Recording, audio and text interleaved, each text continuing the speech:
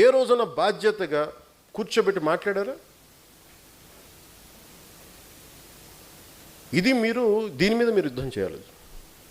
ఉద్యమీలు కానీ మీరు సాధక్స్గా మీరు గట్టిగా మాట్లాడాలి. ఇటువంటి మీద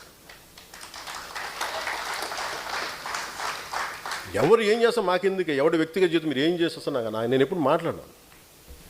మన ఎమ్మెల్యేస్ కూడా ఇదే చెప్పారు. మేము నలిగి ఇక్కడ దాకా వస్తే మీ పర్సనల్ కాంటాక్ట్ తోటి మీరు దిగజార్చగానే చేసించాలని అభ్యర్థించాను అందరు. 14 సంవత్సరాలు మా వాళ్ళు రోడ్ల మీద పడి నలిగి కేసులు పెట్టించుకుని వస్తే మీరు తక్కువని ఎమ్మెల్యేలు అయిపోయి మీరు కూర్చొని దిగజార్చకండి. ఇంకా చాలా మీరు కూర్చోబెట్టి మీరు ఇద్దరికి నమస్కారం పెడతానని చెప్పాను. ఇద్దరికి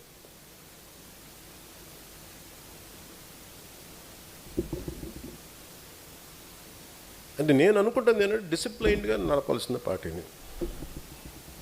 you should be ideologically driven cadre or సాధక్స్.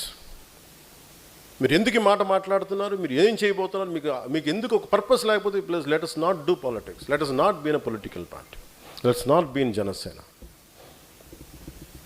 కేరళలో ఎందుకు జనసేనకు వచ్చారు? అక్కడ నా కులం ఉంది. అక్కడ తమిళనాడులో మురుగన్ మానాడికి వెళ్తే అక్కడ 10 లక్షల మంది అక్కడ కూర్చోబెట్టి నా కులం ఉంటుందా? మన భావాల్ని మనం అర్థం చేసుకునే వ్యక్తులు ఉంటారు కాబట్టి వస్తారు. ఎక్కడో తమిళనాడుకి వెళ్తాను, ఎక్కడో మన మహారాష్ట్రకి వెళ్తాను, ఎందుకు వస్తారు అక్కడికి? తెలంగాణలో కూర్చొని ఒక ఎంపీటీసీలుగా గెలుస్తారు, లోకల్ బాడీస్లో గెలుస్తారు. వాళ్ళ నుంచి కలవను కూడా కలవలా, కానీ జెండా పెట్టుకుని గెలిచేశారు, గుర్తుకు పెట్టుకుని గెలిచేశారు చాలామంది. అంటే భావం తాలూకు గొప్పది, భావ తీవ్రత అంత గొప్పది. ప్రజా యుద్ధ నౌకని గద్దర్ గారు కూర్చోబెట్టి నన్ను ఎందుకు ఇష్టపడతారు? ఒక దళిత కులానికి చెందిన ఒక మహాకవి, ఒక మహాగాయకుడు నన్ను చూసి ఎందుకు ఇష్టపడతారు? భావాన్ని చూసి ఇష్టపడతారు. ఇది అర్థం కాకుండా కూర్చోబెట్టి నువ్వు ఇక్కడున్న కొంతమంది నాయకులు ఆంధ్రప్రదేశ్లో నువ్వు కాపులకి ఏం చేసావు, కాపులకి ఏ రోజు నిలబడి నేను చెప్పాను. అసలు నాకు ఎంత విసుకొస్తుంది. మీరు ఎందుకు ఇంత దిగజారుస్తారు? నిజంగా వాళ్ళు ఒకసారి ఈ రోజున సభాముఖంగా వాళ్ళందరికీ చెప్తున్నాయి, మాట్లాడండి. మీకు కూడా చెప్పాలి. ఒకసారి మీరు అనిపిస్తారు ఎందుకు మాట్లాడమంటే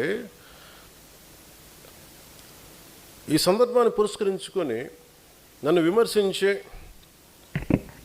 కాపు నాయకులందరికీ కూడా నేను సమాధానం చెప్తాను. 12 సంవత్సరాల తర్వాత నా మౌనాన్ని వీడి చెప్తున్నాను. నేను ఎప్పుడూ వచ్చింది ఒక కులం కోసం రాలా.